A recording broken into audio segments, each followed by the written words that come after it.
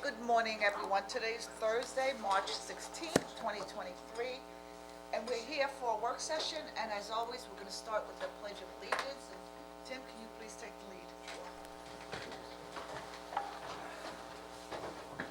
I pledge allegiance to the flag of the United States of America and to the republic for which it stands, one nation, under God, indivisible, with liberty and justice for all. Thank you, Tim, and we have actually three announcements today. The first one it concerns BFJ. They were supposed to be here today to present at work session. However, due to the fact that two board members are not present, the rest of the board decided to ensure that the entire board is here. And so we postponed the presentation today from BFJ, and it's going to take place next Thursday, March 30th. 2 Thursdays. Oh, 2 Thursdays, that's right, March 30th.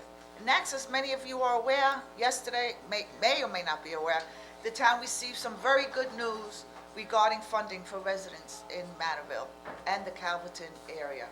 The New York State Department of Health, who administered the funding projects from the Congressional Infrastructure Bill regarding emerging contaminants, announced yesterday to us, the town, that we are going to receive an additional $5 million in funding. Later on in the work session, we'll have our CDA director, Dawn Thomas, whose office has worked tirelessly in the last 3 years when we embarked on this effort to obtain funds and work with the Suffolk County Water Authority to ensure that we can have the fundings for this project. And we're hoping that we're very close to the entire amount. We're still waiting for some more funding. But again, our CDA director and her team who have worked so hard, and this is very good news for us. And I think you had an announcement. Yeah, brief announcement. The litter committee is going to be doing their cleanup Riverhead on April 22nd from 9 a.m. to 11 a.m. So what happens is you meet here on April 22nd at 9 a.m. Generally, they get over 100 people to help. So anybody that wants to come, please, April 22nd, that's a Saturday at 9 a.m. Thank you. It's actually usually a fun day. No, Right? it's- People go out in teams and laugh it's and great. at the garbage and spend a little time here with, and a lot of the board members, or some of them do show up. I know I try to make it there, and you're always there. It's a good thing. Come on and join us. All right, moving forward to our first discussion today, which is matters, it's concerning the Business Advisory Council, matters surrounding proposed changes to Chapter 301, DC1. And Councilman Kern, I know you've been working hard with this committee, and I'm going to let you take the lead from here. Yeah, who's been working hard on this is the Business Advisory Committee, so I'm going to ask them to come up and go through the existing code and what their proposed changes are. Hello. Hi. Good morning. Morning. Good morning.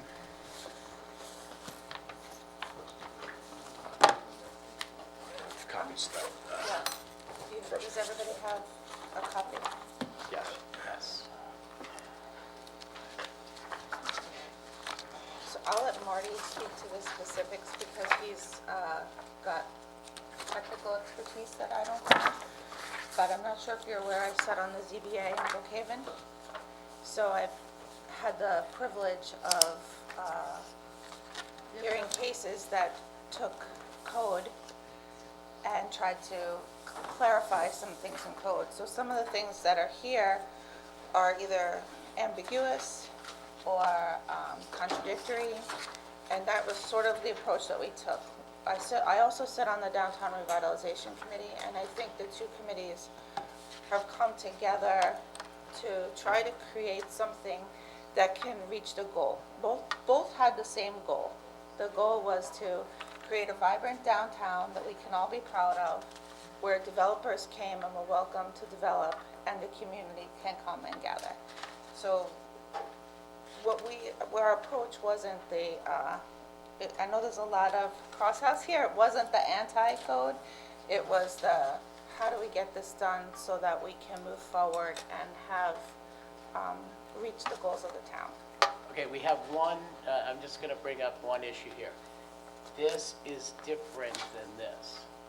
It's, So, yeah, I just enumerated it. Yeah, and I that's made what it- I'm just- yeah, Oh, okay, just okay, so it's okay. easier to follow. Okay. That's The all. front page I would has just- All right, a different so- mark. I There would was like one to more, get it- one thing on Okay. it, that I'll explain, Okay. yeah. Okay, so I just want to make a note that Devin, is she here? Should we get some copies? Yeah, this is, we'll find, does the press have this, and also, is that online? The press has what we were given at the end of the day yesterday, that's what we posted. Okay, that's So if fine. this is different, then we'll repost. Yeah, All I here, got a bunch of and copies here here's too, the- I mean. can you give some, So that's one. cop? I can ask. If the one that's online for the agenda. No, this is, it's, Same thing. Marty, is the only change The here? only change was that, The only change is on the front page of the new one that's gonna be put out today. And the so, and I'll pages read are- that We'll change, just I'll read replace that what's change. there with this. 301-246? Okay. Devin, Yes. can you make 2 copies and have it delivered to the board members that are not here? So they have it I available? also left additional copies. Okay, when they come back? Jim, it's regarding 301. Could I also add a clarification here? That my understanding is correct, that the document we're looking at is the proposed. Correct. Is an early iteration. You're gonna need to get up to the mic, Jim, it's a public meeting, so, Sorry. no, it's okay, I mean, Why don't you Go ahead, present it, go and ahead. then we can talk about it, Good. if you want to hear from us at all. Just an observation. Okay, I get it. All right, so let's move on. Are you Yeah. finished, so we're gonna move on to Marty? Okay, yeah, Right. actually, like Diane said, it was just a matter of what the Business Advisory Committee did was, reviewed the proposed changes. I gave you a copy, I numbered the pages just so it's easy to refer to if there's a question on a certain page and dated it.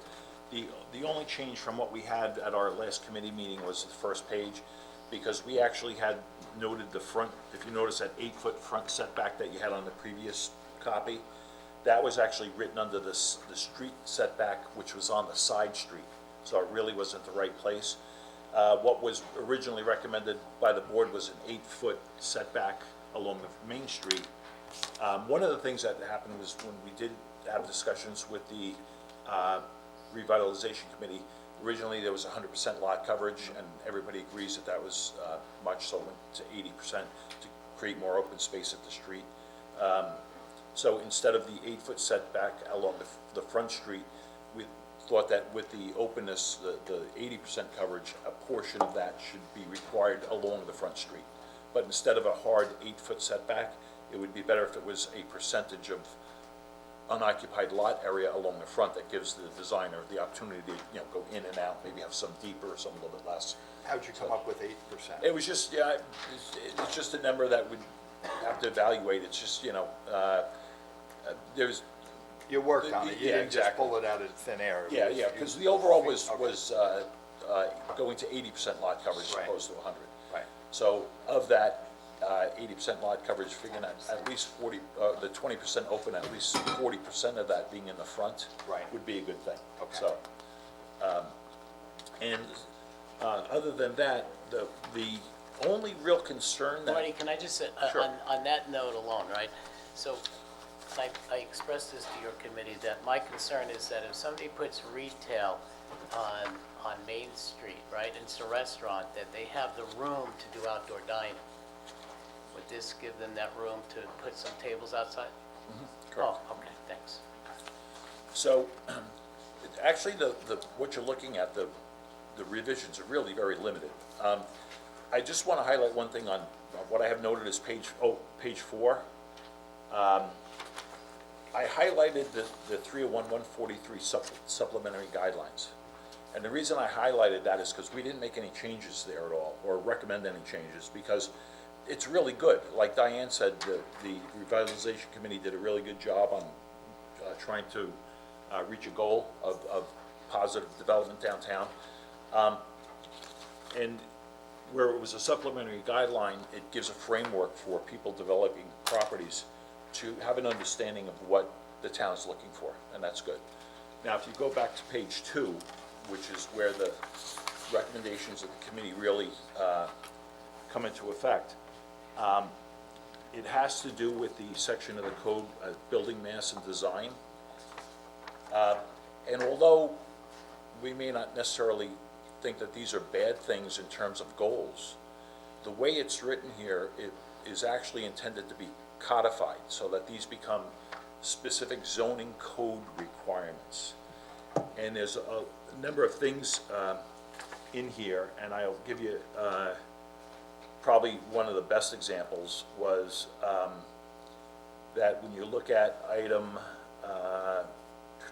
what was it, 14-foot high one? If you look at item 13, where it says that 70% of the front elevation of the street had to be glass, that then becomes a code, a written code, and literally, if you do the math and somebody's not at 70%, you're gonna have to go to the zoning board, you know, and that's what I think Diane had, Right. might wanna elaborate on a little bit briefly And with her and experience. some of the things that were a little confusing, where you have goals to create these, you know, energy efficiencies in downtown, which, you know, I applaud that. But I don't think that, and some of the things contradict each other, like having these glass facades and becoming net zero, they don't match. So like, we have to make sure that when we finalize this document, when we move forward with the code, that we're going to be as clear as possible, so that when a developer comes in, they know exactly what the town wants, and it's achievable. If it becomes either economically challenging or not feasible, or if the code itself contradicts itself, where sometimes it says may or should, and then it says guidelines, but there's no guidelines. We gotta clean that up. It's gotta be clear, because that level of ambiguity is gonna cause problems down the road. One of the things, you know, and I don't know if anybody in here, I don't think anybody in here owns a retail store, but glass insurance on any main street is extremely expensive in addition to that. But I agree with you on the HVAC aspect of this. How do you go green and just have all this glass? And I don't know if an environmental engineer has, I don't know what I don't know. So I don't know if an environmental engineer was consulted in developing some of the environmental guidelines, but if not, I think it's a really good idea. Because you can't, because it's complicated. You know, I've built a net zero house. I was a affordable home builder for 6 years. I've built a net zero house. I know it can be done, and I know it can be affordable. I think that there are things that are achievable and that won't deter development, but we have to do it right. And for example, Do you want to go through one by one of what your Yeah. changes are, so the Yeah. public knows what they are? You know, the ones that we don't necessarily think that they're bad recommendations, some we don't know where they came from, but they should not be codified, are things that are very, they're subjective. You know, they're real design-oriented, subjective items. And if things are subjective and they're subject to design interpretation, if you codify them, first of all, who's the person that determines whether it meets the code or not? So we feel there'd be a lot of applications. But what I would do myself personally, if I had somebody working on a project, I would work up the design and I'd say, okay, the first thing we gotta do then is let's check off all the things we're gonna need to go to the zoning board of appeals based on these code requirements. One was, and I'll just read them, I'll just read them off, just so for the record, but item 6, where it says buildings shall have a distinct base, middle, and top. One or more of the following elements shall be used to achieve this, including material changes, horizontal banding, distinct window patterns, etc. That's a good design intent, but should that really be written into code? Because if there was a situation where there was a design that didn't have a band on the top or distinct base, would that Do you go want to the to, zone? Dawn, I just would like to. Dawn, So you we need gotta to come up to here. the Why don't you- microphone. Okay, never mind. I, Yeah, why don't you join this Like, conversation? as a practical matter, you know, I understand the point of shall, but I think should is okay too, because just by way of example, when we took the 203, 213 building, that's now the vacant space, and started with them, the building was not in any way compliant with pattern book design standards. But we worked with them, Amory, and we had, the way we did it, and we intend to continue to do this, is planning, law, my office, fire marshals, and the developer met every 2 weeks, and we had Barry Long consulting with us. We pushed the design so far, just collaborating and understanding each other, that I don't think, so I think those design standards that were set forth in the pattern book and really came from community engagement have to stay. And so I understand the practical dilemma, and Marty and I have had the conversation many times. I hate zoning. I think it doesn't make a lot of sense. It's very impractical, but if we could keep it a should and not a shall, then we could avoid zoning board variances Right. and move projects along quicker that comply. And so the developers have been very happy to be engaged in that process, and it gave us the flexibility to work with them to make the project as close to pattern book compliant, and because every single lot and every single scenario is a little bit different, so I would not want to delete any of those standards, and I had sent an opinion that I think a couple of different things. A fifth floor should be with community benefits, and the 100% lot coverage should be with community benefits. No parking on any street front, no visible underneath parking on any street front. That's a deactivated use. We want those activated uses. And those pattern book standards, as much as we can apply them, I think they should stay. That's what the community wanted. Okay, so I have a question for you from what you just said, and I did read your comments. So right now, the pattern book is 100%, right? So if somebody and we had this discussion, the community benefit to going 80% on Main Street is what you're giving the community in terms of space on the sidewalk, right? Right. So that's a community benefit, number one.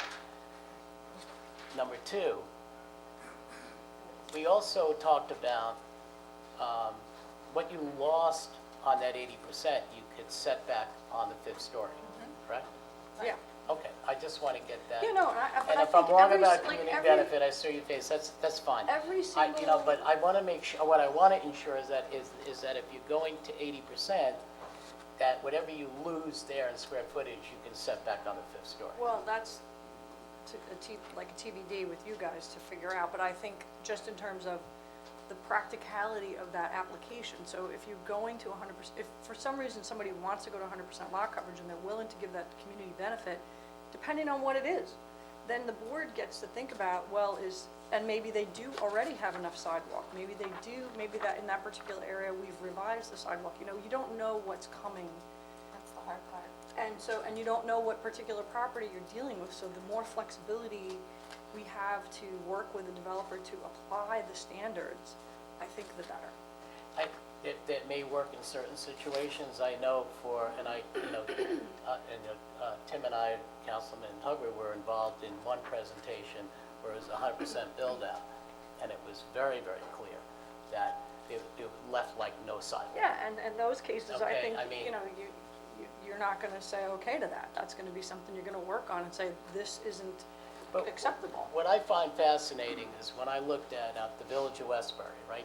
Their pattern book consultants, okay, did exactly the opposite.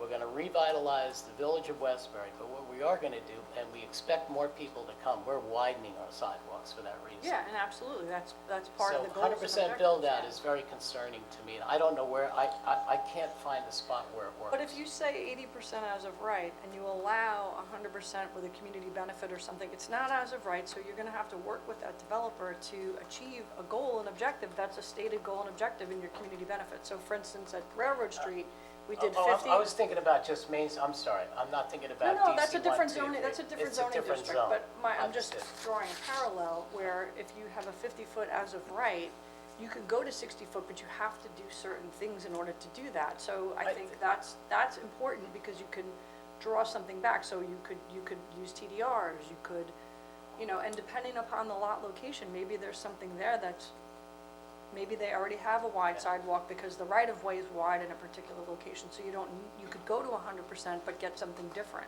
Yeah, I apologize, I thought we were just on DC one.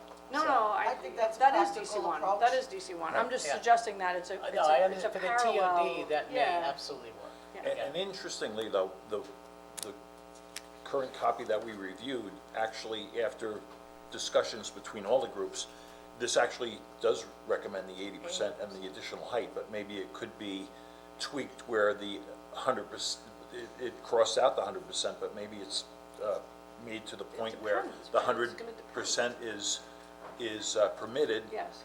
If it goes, maybe the height versus the ground floor is then highlighted in here, because right now it was just changed back. And I think my point was really more that what we were able to do with just adopting the pattern book, forgetting of codifying it, we were able to get compliance with the pattern book without the codification of it. So I Immediately. think if you could work in those lines, maybe you could, get that flexibility that you're looking for and make that partnership between the town and the developer work better. Flexibility is not concrete, it's not a given.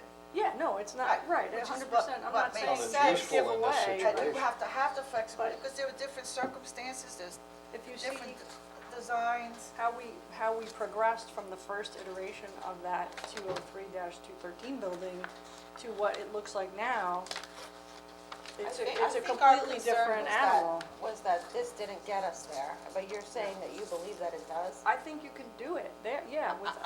There were so many things, and I'm not an attorney, I'm not a planner, I'm just somebody that's worked in the Yeah, arena. no, I understand. But when an attorney looks at this and says, and it says shall, they were like, Well, I think my comment was it Yeah. should I say made should, that note number one. Should. And which is, I think Well, should's may's a a little. little too lead, Yeah, I yeah. think should is a little stronger. To the extent practicable, this should be the standard, or whatever it is, because again, zoning is always hilarious to me. It's like, okay, so you can have a yogurt store, but you can't have an ice cream store, or you can have, it makes bizarre distinctions Exactly. that we create our own spider web of, Exactly. to function in, and we can't get out of it.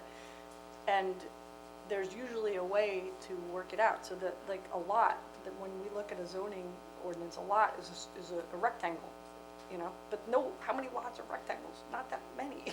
one simple comment then is that when you look at those two sections, really the only two sections that we really went through and had concerns about, the paragraph prior to that says, the following dimensional and development and design standards set forth in 142A, building height and setbacks, lot and roof coverage and floor area ratio, and B, building mass design setbacks, B, building mass design set forth below shall apply to development within DC1 district. So it says shall apply. So that, to me, it means it's going to be codified and it shall apply. I would talk to the law department about the wording, but perhaps it could say, should to the extent practicable, or something like that, so it's a strong statement. But the board has adopted the pattern book, and the board is now implementing the pattern book, so clearly the developers have that to contend with when they're bringing a project. But we don't Right. want it to be, we don't want to, I don't think, dispense with the directives that you guys selected in the pattern book, process. It's just that with the word shall, and I go back to that one item that I just, quite frankly, I don't understand why it's even in there, and where it says that the storefront glass along Main Street will be 14 feet high. I just don't know, why is the That's just storefront that's 14 just feet high? That's a standard, but if it says, should to the extent practicable Right. be X, then you can look at what that lot looks like and what the other storefronts nearby look like, and whether it matches up and it makes sense, but you can still apply those pattern book standards. I have the, Hold on, Yeah. Dennis, why don't you come up, okay? All right, so we'll get a couple of chairs. these here. guys know way more than me about any of this, I'm not so. so sure about that. No, I want to say yes. I may have an idea for you that would help what you're talking we about. like ideas. Yeah, wait, say it in front of the mic, because this is a public meeting, okay? And then, Sure thing. thanks. First of all, we have Jim Farley and Janice Shear from the Downtown Revitalization Committee? Yes, Okay. thanks for having us. Yes, and thank you for coming out today. Thank you. And I'm off the clock, so you know, I'm here as a private citizen. I would say, from hearing what you're saying, you may then just want to change the code to say, designate an official to ensure compliance with the following standards, and then kind of create a process around it. Yeah, So if you're like, well, exactly. you're not meeting the standard, well then, you know, or if you are, then you're fast-tracked. So instead of Yeah. saying should, shall, blah, blah, you can just say, you can designate, you know, an official here on the town side who's charged with the review to ensure compliance. Well, that official will be the CDA director. Yeah, Well, but I you don't can know. codify that, because as administrator in Southampton, I'm charged with certain things, and I'm not gonna sign off on it unless you need it. So you could do the same kind of thing and say shall ensure compliance, and then those things are iterative. Well, she's an attorney and you're also dealing with legal. Well, it's, you know, I think that's a decision the Legislation. board can make whenever Yeah. it's appropriate, Yeah. but, you know, I think that's a good idea. Let me That's pick up on easier. a word that Janet used, fast track. One of the underlying purposes that we were trying to do with this pattern book was to create a template, if you will, that developers could use if they came